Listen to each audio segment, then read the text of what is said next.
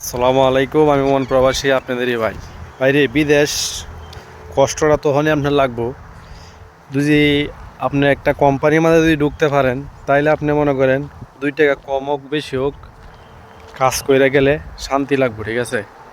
আর যদি মনে করেন যে ফ্রি ভিসা যে ভিসাটা আছে, আমরা যেটা কই ফ্রি ভিসা বলতে তো কিছু নাই, যে কিনোটা কোম্পানির কথা কয়ে তো মনে করেন ভিসাটা বাইর করে, ঠিক আছে।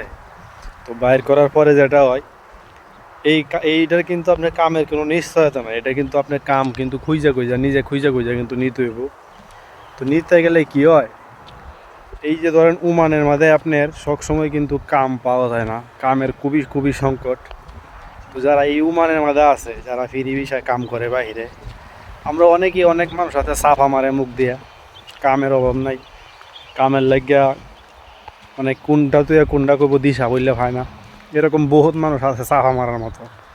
তাদের উদ্দেশ্যে ভাই বলতে চাই, ভাই হয়তো আপনার লাগিয়ে কামের অভাব নাই, তো আপনার মতো হাজার হাজার এরকম মানে আছে প্রবাসী ভাইয়েরা কাজ কাম পায় না, ঠিক আছে। তো আজাইরা সাফা মাইরিয়া মানুষের মানে করেন না, মানুষে বুঝায় না যে কাম ভরপুর আছে, যে মানুষ কাম করতে চায় না, এরকমটা কিন্তু না। ওমানে ভাই আসলেই কামের খুবই খুবই সংকট।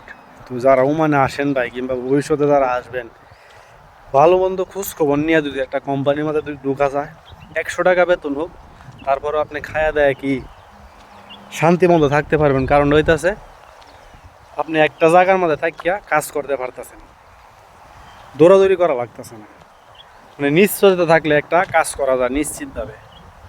আর যারা এই যে ফ্রি ভিসা নামে যে একটা ভিসার মাঝে যদি আপনি পড়েন, কোন সময় কোন জায়গায় যাইতে হবে আপনি নিজেও জানবেন না, জীবনটা ঘুরতে ঘুরতে শেষ করে দিবেন।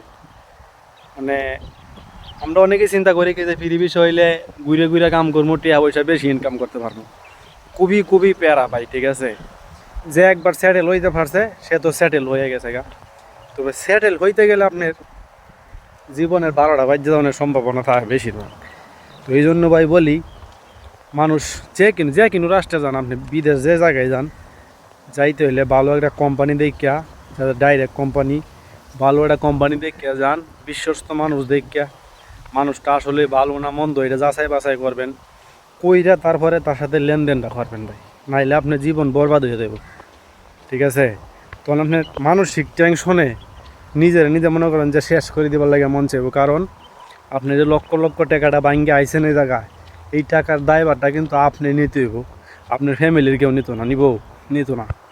কারণ আপনি যদি একটা সুস্থ মস্তিষ্কের মানুষ হয়ে থাকেন, তাহলে আপনি চিন্তা করবেন কি যে এত টাকা ভাঙ্গে আইছি, টাকা ইনকাম না করে আমি বাড়িতে যাবো না, যতই কষ্ট। এই কষ্ট করতে আপনি নিজের জীবনটা মনে করেন শেষের পথে চলে যায়। তো এই জন্য বুঝে শূন্য আসবেন। ভালো থাকবেন। আসসালামু আলাইকুম।